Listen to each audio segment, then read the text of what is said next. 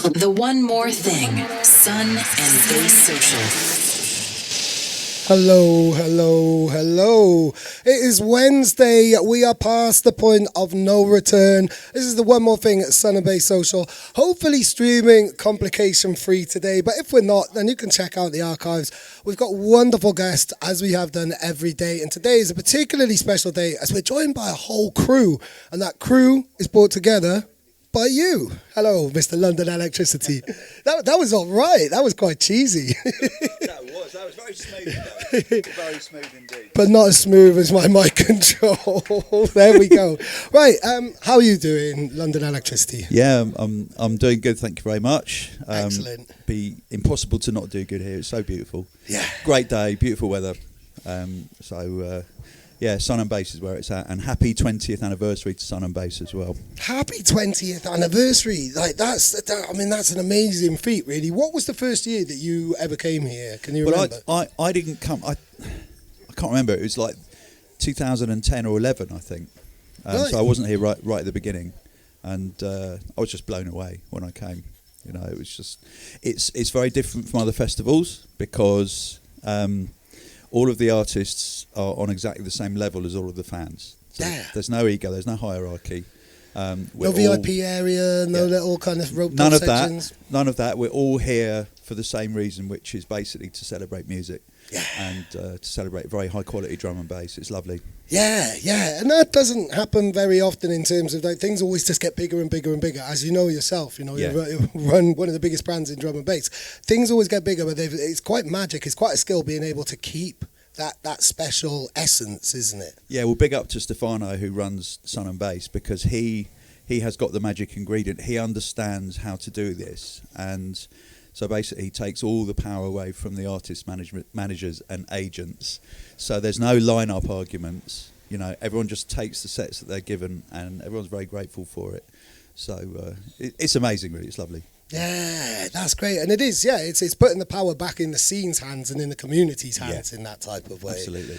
Awesome. We're here to talk about Sun and Bass, but we're also here to talk about your new endeavour, really, as well. You've been on a journey, and the last time we did an interview, it's quite a nice kind of full circle moment, this, because you asked me to do a kind of podcast interview with you so you could explain why you left hospital and what you wanted to do. And everything that you said you were going to do is now in action and in process and stuff, really, isn't it? No. Oh, right. Because I said I was never going to run another label again in my life. I can't remember. I didn't listen to the interview, but you wanted the freedom. You wanted freedom, didn't you, really? You wanted to be able to manoeuvre and do things that you wanted to do instead of be tied by big schedules, big plans and big commitments that all big operations have. Yeah, that's right. So I developed, towards the end of my time at Hospital Records, I developed an allergy to meetings, like boardroom meetings or meetings with 20 staff in the room, and you go there, you sit through the meeting, you know what's going to be decided anyway, but you just have to run it by these people, otherwise they're so fragile that they'll get hurt if you don't. So oh, no, I am holding back. I'm really holding back. So but big shout out to everyone at Hospital Records for putting up with me for so long, because I know it wasn't easy, guys. I know it wasn't easy. Setting up a little label called Fast Soul Music, and it is for my tunes only. So me making music with the people that I love, some of whom are sitting here. Brilliant. And it's just nice to have an outlet for my tunes. You know, it really is. I guess, because I do remember you saying that you didn't want to run a label, but you are a creative man. These ideas still come. You're going to be in the studio. You're going to want to make this stuff. So you're going to want. It was probably inevitable that an outlet like this would eventually exist in order for you to get your music out into the world. Because just because you changed one aspect of your life, the main source of why you do what you do is that burning desire to create, really, isn't it? Yeah, it is, and you can't run away from it. You know, you can try and be in denial about it, but it's there. So I make music because I have to, because if I don't, I will go crazy. Yeah. You know, so it's got there's no strategy or design behind it. I just have to do it. You know? Yeah, that's it. Like it's a compulsion, isn't it? Really, in that way. Yeah, it is.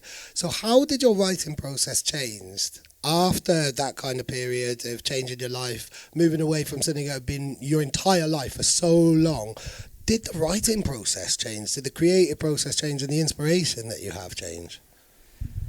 I don't know if it's really changed, because I'm still the animal that I always was, you know, but there's a lot more room in my head to apply to my music now, and I think I'm a better version of me as a producer than I ever was as a result of that.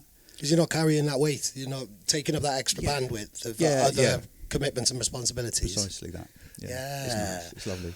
Can you remember the first time those kind of pennies dropped and you started to hear that in your music and feel that in a way? Or is that still an ongoing process? Well, no, because when when lockdown happened and there were no gigs, and I was also getting very, very miserable and unhappy about Hospital Records and me, I actually thought I would never make another tune again.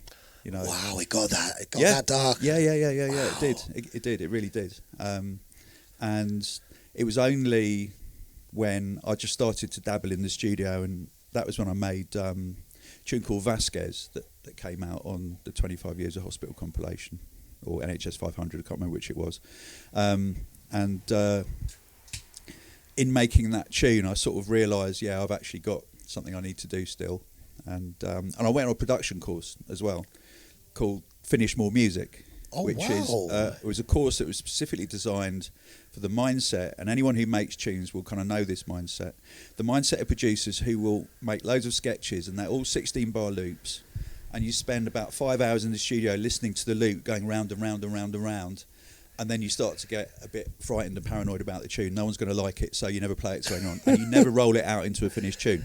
Do you know what I can relate to that on another creative level? That was made for me. I think any creative, like the idea of starting something is so exciting, and then you get to that point where the hard work starts, and it's either do the hard work or start another thing. And the dopamine levels in it, and there's always other things popping off in your head, isn't there? So this course was wicked because it was angled around breaking out of that mindset. And one of their tools was you set at the beginning of the week, you say, I'm going to make 3 tunes, and I'm going to make them for the bin because I'm going to delete them, but I'm going to make them anyway. So I learned something in making them. What? And literally? That's a really clever trick to play on your brain, because if you do that, you will just make the tunes because you know you don't need to worry about what people are going to think about you when they hear them. Wow. And then what happens is, because you've finished them and rolled them out, you then realise they might be quite good. And you keep them. So you don't have to stick to that rule? No, but you can, you know. Wow, that's a really interesting one. You are literally, so you're going, it's for the process. And it is all about the process. Not for the results, not for the end game, not for what you hope to get out of this tune. It's simply for the process of making it. Wow. Which keeps you in the moment.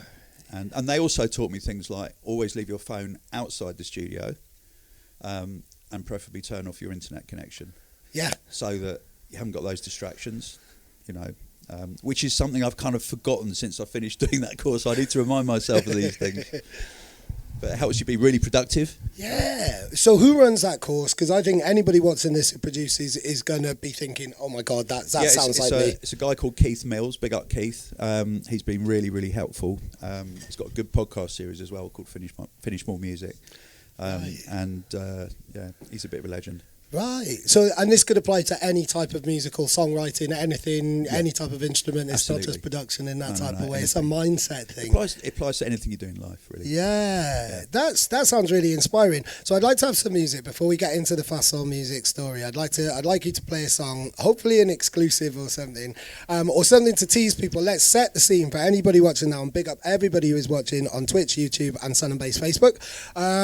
This is where Tony is at and where Fast Soul music is that right? Yeah, now? I'm just going to run this by my label manager first, Ed. He's sitting over there. Big up, Ed. Am I allowed to play anything?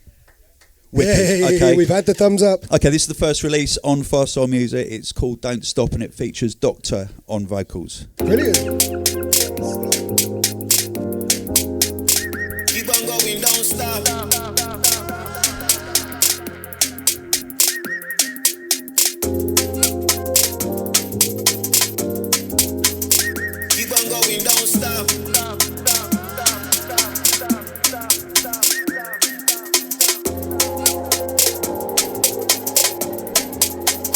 Keep on going, don't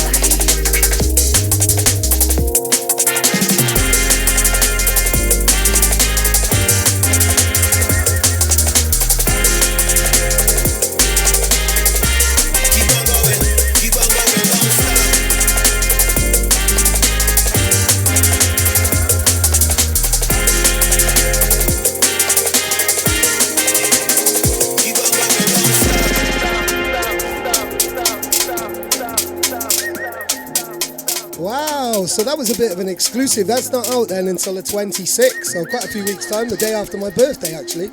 Oh, amazing. Cool. So why this particular track? So I'd imagine you've made quite a body of work. We're going to find out about this. Was there... I mean, I love the message of Don't Stop. I actually have that tattooed on my hands for personal reasons, and quite obvious reasons. Look at that. Amazing. And I think, you know, don't stop. Like, if you no matter how hard it is. Get a picture of Dave. Yeah. Brilliant. On either side of his head or something like that. No, it sounds like I'm going to box your ears. In my face, yeah. I wasn't expecting this to get so violent so quickly. Right, tell us about this particular one. Why are we launching with this one? I can't remember, but there was a good reason, apart from the fact that I like it, it's lovely. When you're working with different artists, you have to get the stars aligning with your schedule. So some artists have got different releases at different points. So, you know, you want a release with a certain artist to land in a unique space, so they haven't got anything else going on, you know. Yeah, that's getting harder and harder as well, isn't it? Especially with a man as in demand as Doktor. Yeah.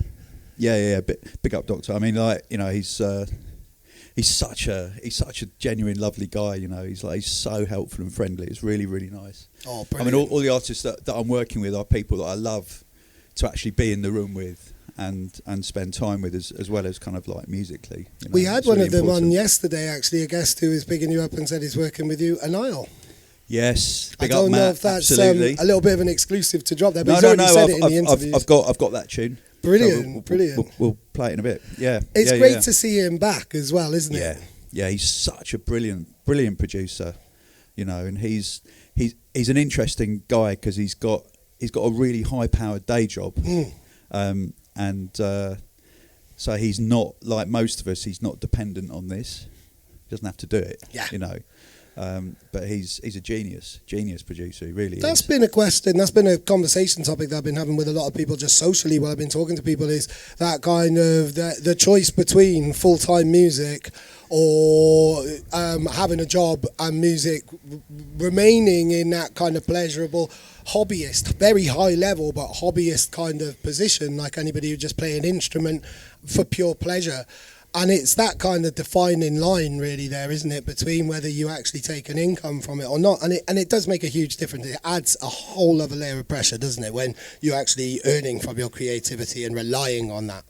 I think it can make it very difficult to kind of stay in the moment while you're working, to get in the creative flow, because if you've got so much attached to what you're doing, it can really influence the decisions you might make, and it can lead you down the wrong path decision-wise, because you're suddenly thinking, I've got to hit this many streams with my next tune because my manager says so, or my bank manager says so, and therefore I need to look at what is streaming loads, and then I need to make tunes like that, and then you step away from who you really are. Yeah. You know? And people aren't going to stream you unless you're being original and authentic to yourself, I believe. Yeah. I might be completely wrong. I'm sure I am. You might go, there might be the odd rogue tune that does get successful because you've copied a formula, but that's not going to be conducive to longevity, is it? No, it's not.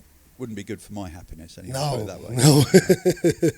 Definitely. And it's very clear from the audience that we have, and we're going to start bringing in a moment, is that you're working with people who inspire you, you're working with people who you really want to work with, and who also have that same kind of mindset as well. Yeah. Shall I play the tune with Matt? Yeah, let's do it. Okay, this is actually going to be, I think it's going to be the fourth release on the label. Exclusive! And this really is. And it's with Zara Kershaw on vocals as well. Brilliant, and there's a jingle. And Anile, and it's called Unfrozen. Destination Sardinia. It's the one more thing Sun and Bass Social.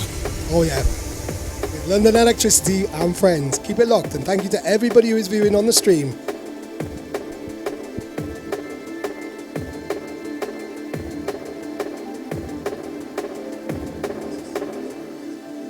Slow motion, watching as it all slows down. Softly spoken, laying in the silence now. Breathe in, breathe out. Breathe in, breathe out. Here we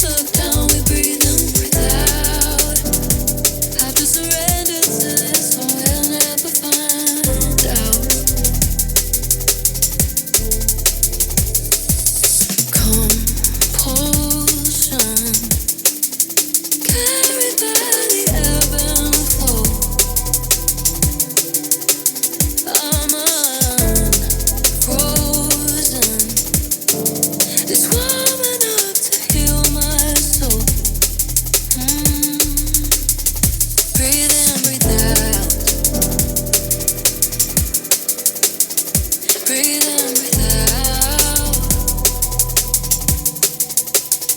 Here we are safe and sound. I feel it all around. Breathe in, breathe out.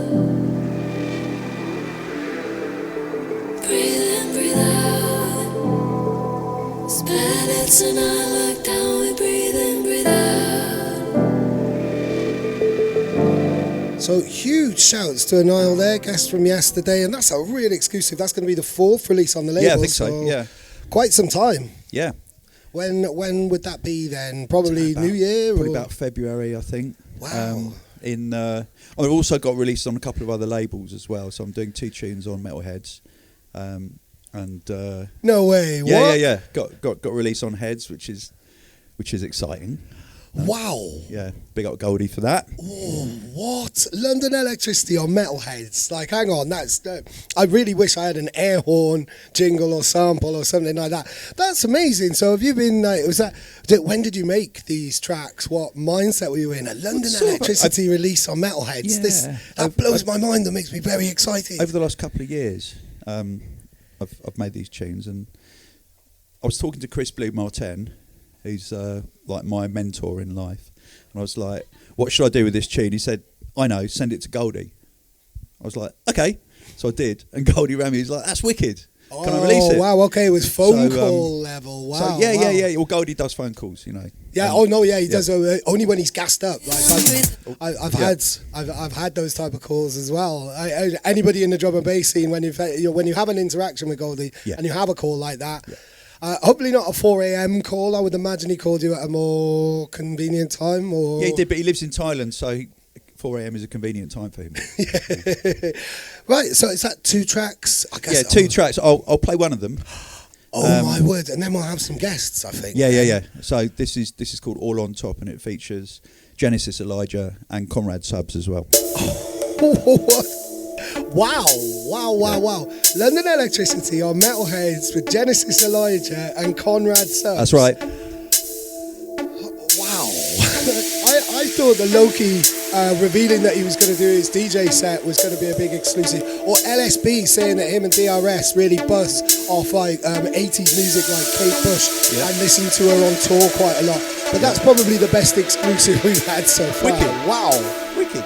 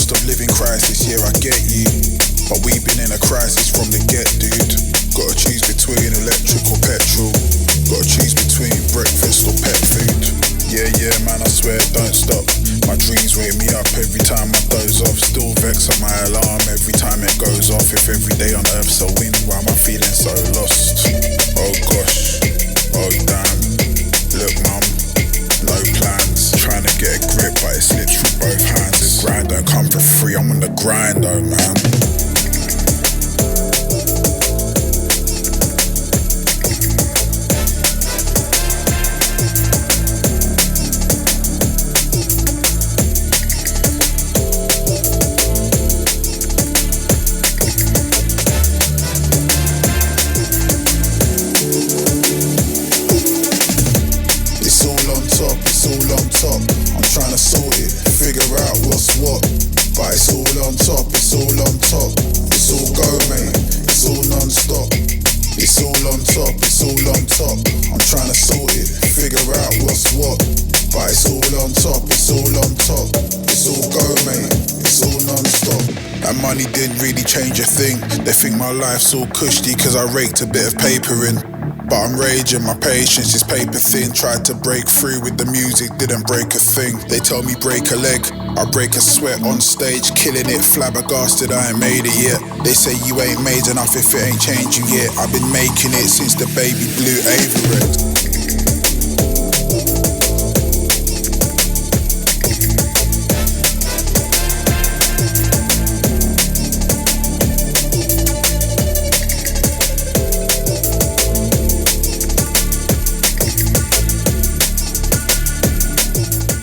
Big up everybody in the chat who's joining us on all the various streams, YouTube, Facebook and Twitch. Big up Blondie, big up Skibbadeep, big up Yason as well. Some regular viewers who've been tuning in to this every single day, which is absolutely amazing.